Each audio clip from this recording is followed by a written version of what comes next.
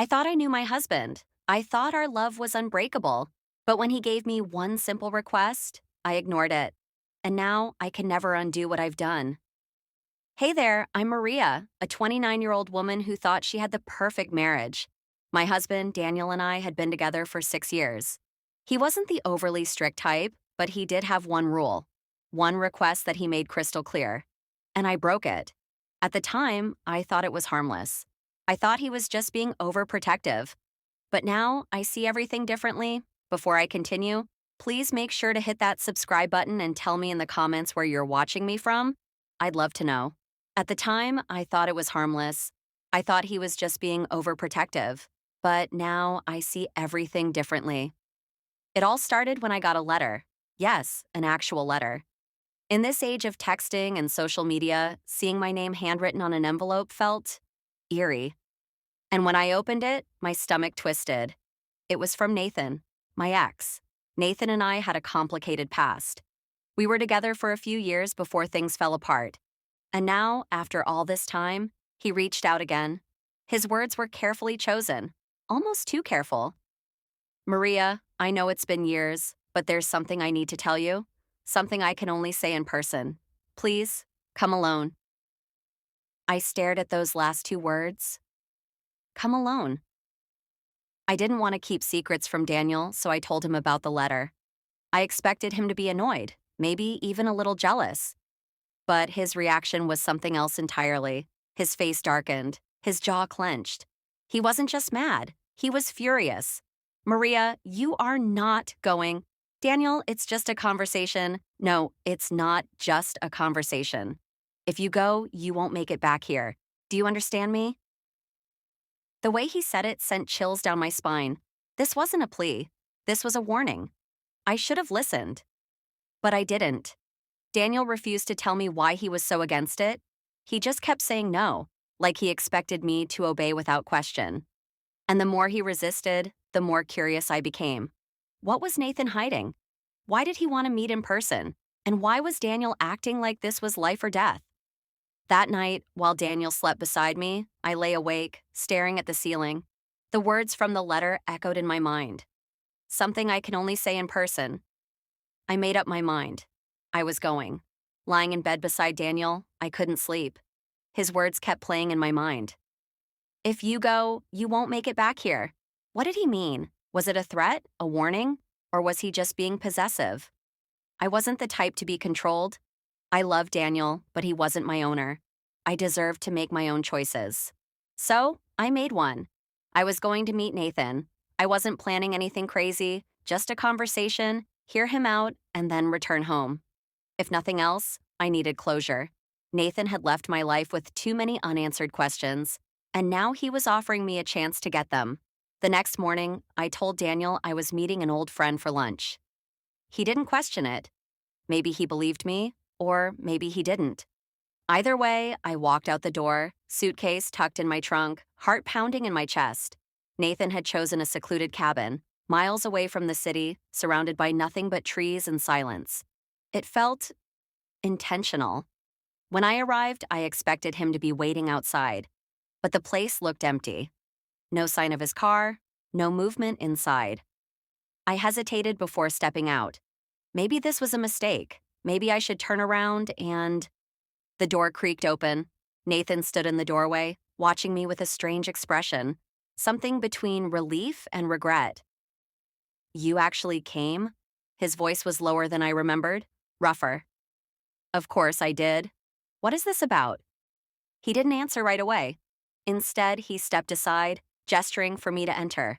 I should have turned around. I should have left right then. But I didn't. The cabin smelled of wood and old memories. A fireplace crackled in the corner, and a bottle of wine sat open on the table. You still like red, don't you? Nathan asked, pouring 2 glasses. Nathan, just tell me what this is about. He handed me a glass but didn't let go. His fingers brushed mine, lingering longer than necessary. I needed to see you, Maria. I needed to talk to you before it was too late. Too late for what? I pulled my hand back. He sighed, running a hand through his hair. He looked different. Not just older, but troubled. Haunted. I made a mistake letting you go, he finally said. And I know you're married, but tell me, are you happy? The question hit me harder than I expected. Was I happy? Daniel and I had a good life, a stable one. But love? Passion? That fire we once had? I wasn't sure anymore. Nathan must have seen the hesitation in my eyes because he stepped closer. I know what Daniel told you, he whispered. I know he tried to keep you away, but you need to ask yourself, why? I swallowed hard. What are you saying? I'm saying Daniel has secrets, Maria, dark ones, and you're in the middle of something you don't understand. My breath caught in my throat. I wanted to dismiss him, to call him crazy. But deep down, I knew Daniel had been acting strange lately, protective, possessive, almost paranoid. Come with me, Nathan said. Just for a few days, let me show you the truth. My heart pounded. This wasn't just a conversation, this was a test, a choice. And I made the wrong one. Okay. I told myself it was just a short trip. One night, maybe two. I'd hear him out, get the truth, and return home. But things didn't go that way. The first night, we drove hours into the mountains, far from everything. Nathan was different now, more intense, more urgent. He kept saying things like, I just need to keep you safe, and you don't know what he's capable of. That's when I got the first message from Daniel. Daniel, where are you? I ignored it. Then another. Daniel, come home. Now then another. Daniel, I warned you, Maria. Now you have to live with it. A shiver ran through me. I showed Nathan, but he didn't seem surprised. I told you, he muttered. He's dangerous. But was he? Or had I just walked into something worse? The second night it happened, the tension between Nathan and me had been growing. The way he looked at me, the way he touched my arm when he spoke, the way my body responded. Maybe it was the wine. Maybe it was the years of unresolved emotions. Or maybe deep down I had already made my choice. When he kissed me, I didn't pull away. When he whispered my name, I let him. And when I woke up the next morning, tangled in his sheets, my heart stopped. What had I done? I had crossed a line I could never uncross. And then my phone buzzed. A single message from Daniel. Daniel, look outside. My blood turned to ice. Slowly, I moved to the window, heart hammering. And there he was, standing in the snow, watching. Not angry, not shocked, just smiling. Like he knew this would happen all along. And that's when I realized I hadn't broken the rule. I had walked straight into his trap. I turned to Nathan, panic rising in my chest. We have to go. Now. But before we could move, the door burst open. Daniel stepped inside, calm as ever. You should have listened, Maria. Nathan moved to grab me, to shield me, but Daniel just laughed.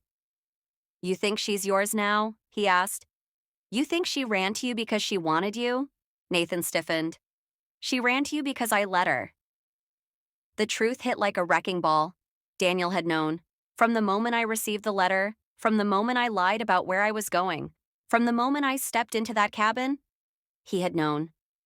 And he had let me destroy myself. You wanted the truth, Maria? Daniel took a step closer. Here it is. You don't get to come back home. Not to me, not to your old life. You chose this. You chose him. I turned to Nathan, expecting comfort. But the look in his eyes, he wasn't afraid. He wasn't surprised. He knew too. I had been played. By both of them. And now there was no escape. I don't know when it hit me. Maybe it was when Daniel walked out the door, leaving me in the wreckage of my own choices. Maybe it was when Nathan took my hand, but it didn't feel like love. It felt like ownership. Or maybe it was when I realized the truth. Daniel didn't threaten me. He warned me. And now I had to live with what I had done. Forever. At first, I thought there was no way out. Nathan controlled everything. Where I went, who I spoke to, even my phone. He watched me like a hawk, as if afraid that the moment he let his guard down, I would disappear. And he was right. I spent every waking moment planning my escape. I knew I had one chance, and if I failed, I wouldn't get another. I had to be smart. Nathan thought I was broken. He thought I had accepted my fate. So I played along. I smiled when he smiled. I kissed him when he expected me to. I pretended. And while he thought I was settling into my new life, I was studying every exit, every road, every possible way to break free. Then, one night, my moment came. Nathan had been drinking, more than usual. He stumbled into bed, mumbling something about how we were meant to be together. I waited. An hour passed, then two. When I was sure he was completely unconscious, I slipped out of bed and grabbed the bag I had hidden under the floorboard. I had been sneaking supplies, money, clothes, a burner phone, little by little over the weeks. I tiptoed through the cabin, heart pounding. Every creak in the wood sent a jolt of fear through me. Then I reached the door. I turned the knob. It didn't move. Locked. Nathan had started locking the doors at night, but I had expected this. Quietly, I reached under the rug near the entrance, where I had seen him drop the keys earlier. They were there. I held my breath, slid the key into the lock, and turned. The click echoed in the silence. I froze. Nathan stirred in the bedroom. I didn't wait. I yanked the door open and ran. I didn't stop running. Not when I reached the tree line. Not when my bare feet bled against the rocky ground. Not when my lungs burned with exhaustion. I ran like my life depended on it, because it did. After what felt like hours, I found a highway.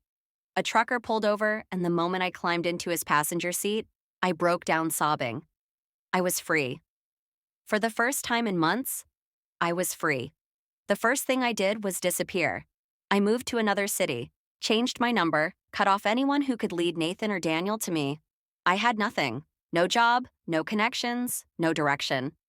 But I had something more valuable than all of that: a second chance. I worked relentlessly. I took the jobs no one wanted, learned skills I never thought I'd need. I built myself from the ground up, and slowly success followed. Years passed. I became the most successful woman in town, running my own company, owning properties, making connections with the most powerful people. I had power now, and I was going to use it. Nathan and Daniel had taken everything from me: my marriage, my dignity, my freedom. But now it was my turn. I started digging into their pasts, hiring investigators, uncovering every dark secret they thought was buried. And what I found, it was enough to ruin them both. Nathan had a long history of manipulation and fraud, luring women into his grasp, isolating them, stealing from them. Daniel, he wasn't just a controlling husband. He had his own crimes: dirty dealings, hidden bank accounts, illegal business practices. I gathered every piece of evidence. Then I made my move. I tipped off the authorities. I used my connections to make sure their cases got the attention they deserved.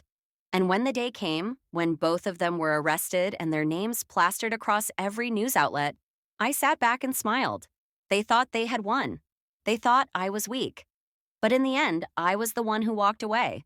And they were the ones who would never escape. I stood outside the courthouse watching as Nathan and Daniel were dragged away in handcuffs. Nathan turned, his eyes burning with rage. "You set me up!" he shouted. I only smiled. "You did that to yourself." Daniel didn't say a word. He just stared at me, realization dawning in his eyes. I had been his obedient wife once, not anymore. Walking away that day, I realized something. I could have let my past define me. I could have let my mistakes ruin me.